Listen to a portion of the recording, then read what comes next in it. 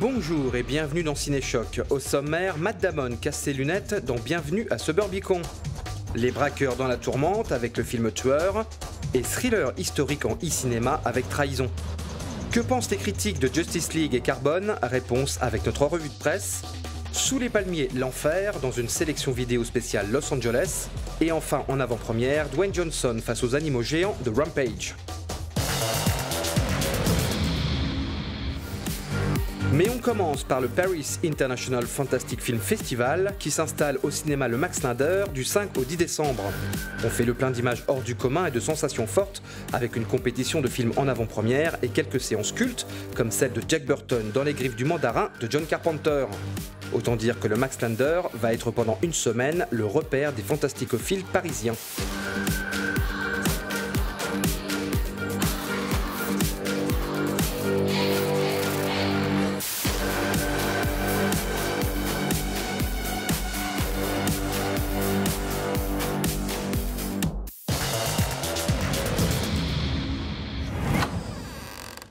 Salut mon gars. George Clooney filme son ami Matt Damon sur un scénario des frères Cohen avec Bienvenue à Suburbicon. Nous sommes en 1959 et cette petite ville paisible des États-Unis est soudainement le théâtre de conflits en tout genre qui mêlent violence graphique et humour pince sans rire. Je dois prendre des décisions en ce qui concerne le bien-être de la famille.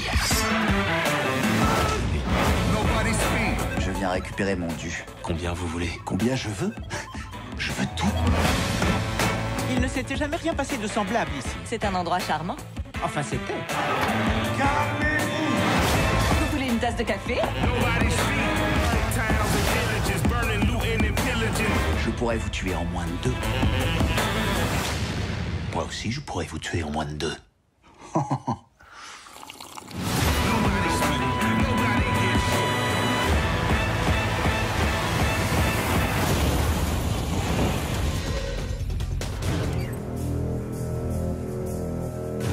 Impact dans 50 mètres.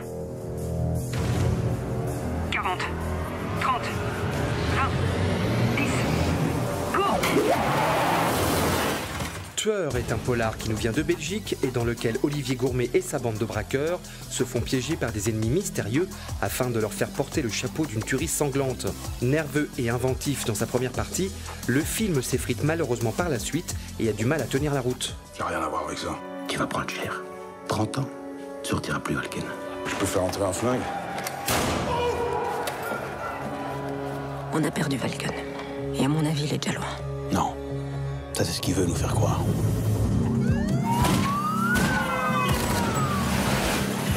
Je ne laisserai pas coller ça sur le dos. Alors c'est quoi tous ces morts? Ils disent que c'est fou. C'est des conneries, ça. Il y a un truc qui cloche dans l'affaire Walken. La bande des tueurs fous en 1985.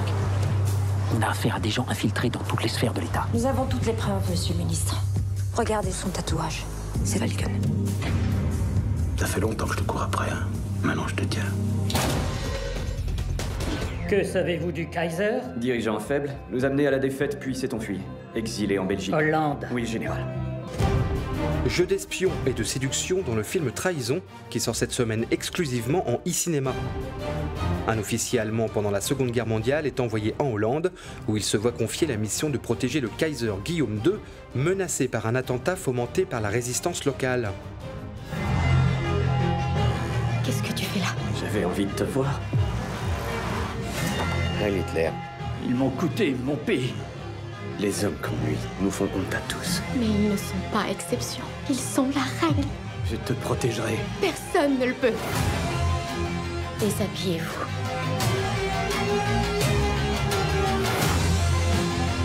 Il s'agit d'une supercherie. Tu t'es servi de moi. Je me suis servi de moi-même. J'ai trouvé une autre raison de me battre. Ils sont la règle. Tu es l'exception.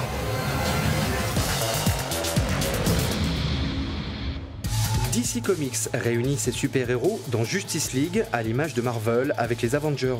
Un projet pharaonique, on parle d'un budget de plus de 300 millions de dollars, qui a enchaîné les problèmes de tournage, à commencer par l'abandon de son réalisateur Zack Snyder en cours de route pour des raisons familiales. Le résultat n'est pas heureux et Justice League se fait largement dézinguer par la presse. Guillaume Loison de l'Obs écrit « Empilage boursouflé de super-héros, Justice League est une machine lourdingue et invertébrée. » Un énorme gâchis pour Philip Gage du Point. Superman, Batman, Wonder Woman et autres Flash sont de magnifiques mythes qui méritent une autre justice. Le public n'a d'ailleurs pas fait un triomphe au film lors de sa sortie, avec un démarrage au box-office mondial bien en dessous des espérances du studio producteur. Là est peut-être la vraie justice pour Jacques Mandlaume du Monde. À ce degré de platitude, la plus grande justice que puisse rendre la Warner à la Ligue serait de la dissoudre. Reste Olivier Delcroix du Figaro, plutôt agréablement surpris par le résultat. On est loin du cafouillage annoncé, la mission est remplie, sans gloriole.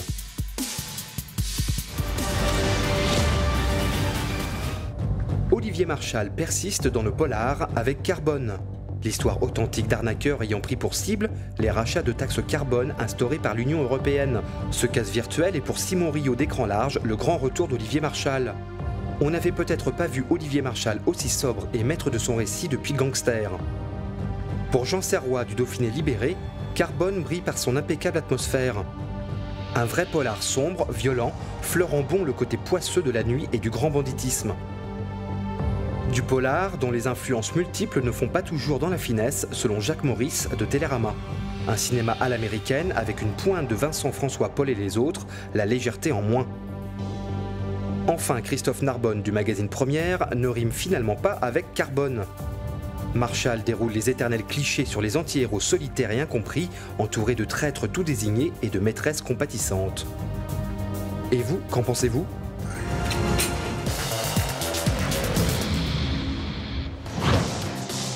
La Cité des Anges se transforme en porte des enfers dans cette sélection vidéo spéciale Los Angeles. L'éditeur Carlotta fait encore un excellent travail en nous proposant une ressortie en copie remasterisée haute définition de Police fédérale Los Angeles et accompagnée d'un ouvrage sur son réalisateur William Friedkin. L'auteur de French Connection et de L'Exorciste nous présentait en 1986 un duo de flics à la poursuite d'un faux monnayeur brutal incarné par Willem Dafoe. Un polar sombre qui sent l'asphalte, la poudre et le sang. Tout simplement une œuvre majeure des années 80. J'arrive pas à croire qu'on s'en est sorti. Oh la trouille. J'en tremble encore, tu m'as foutu une pétoche mais dans une sacrée vendue.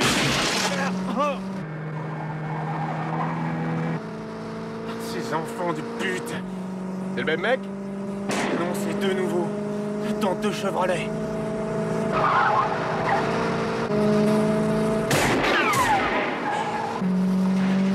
Qu'est-ce qui se passe, mon Dieu? Et enfin, qui sont ces gars-là? Ils sont partout.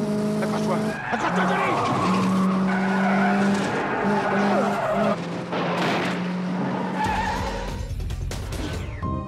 Le réalisateur belge Fabrice Duvel s'exporte sur la côte ouest des États-Unis avec le polar brut Message from the King.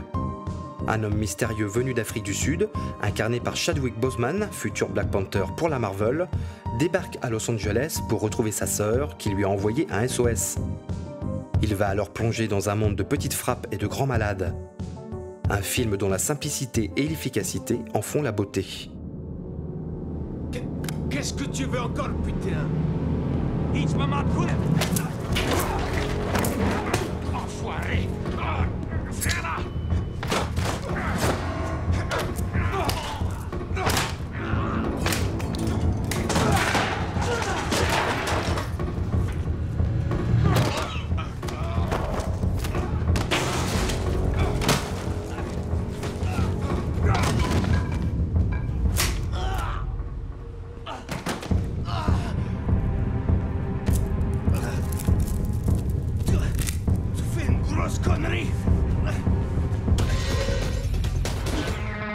Bruce Willis apparaît de plus en plus souvent dans des productions plus modestes. C'est le cas avec LA Rush, dans lequel il incarne un détective privé foudrage après que son toutou chéri a été kidnappé. Ça ressemble à s'y méprendre au pitch de John Wick, mais on est quand même ici largement dans la comédie policière. Une exploration de personnages parmi les plus délirants qui peuplent Los Angeles.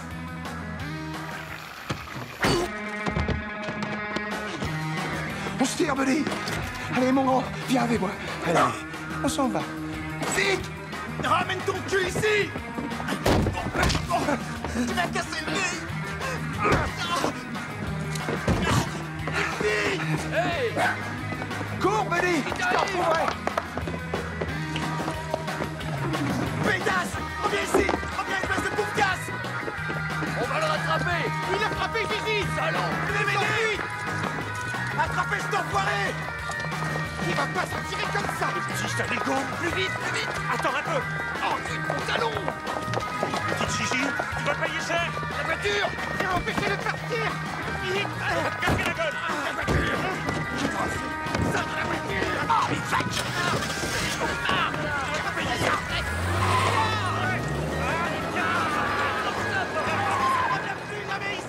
C'est vrai qu'il est mignon. Ouais, faut reconnaître. Dwayne Johnson enchaîne les films à la vitesse d'un Nicolas Cage. Alors qu'on attend le remake de Jumanji prochainement dans les salles, voici déjà la bande-annonce de son prochain grand 8. Dans Rampage, il incarne un primatologue qui devra calmer la colère de son gorille fétiche, devenu gigantesque suite à un accident bactériologique. Un pitch digne d'une série B des années 50. Rampage sortira en France au mois de mai. Ciao et à la semaine prochaine. Georges, ça va mon vieux? Tu as peur? Tout va bien. Ce matin, il dépasse les 2,75 m et approche la demi-tonne. Qu'est-ce qui lui arrive à mon pote? Vous connaissez l'édition génétique? Les changements seront incroyablement imprévisibles. Est-ce qu'il est le seul? Oh, vous ne saviez pas pour le loup de 9 mètres? Il arrive!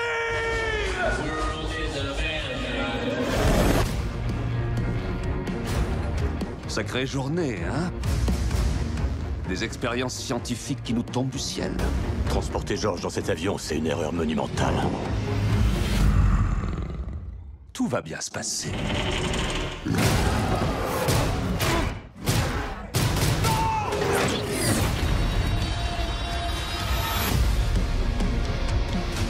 Allons sauver le monde.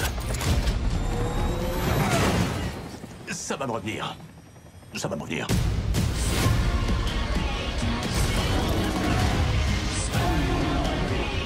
Il faut faire évacuer Chicago. Georges, il a rien demandé. Ils veulent l'abattre. Mais ça n'arrivera pas.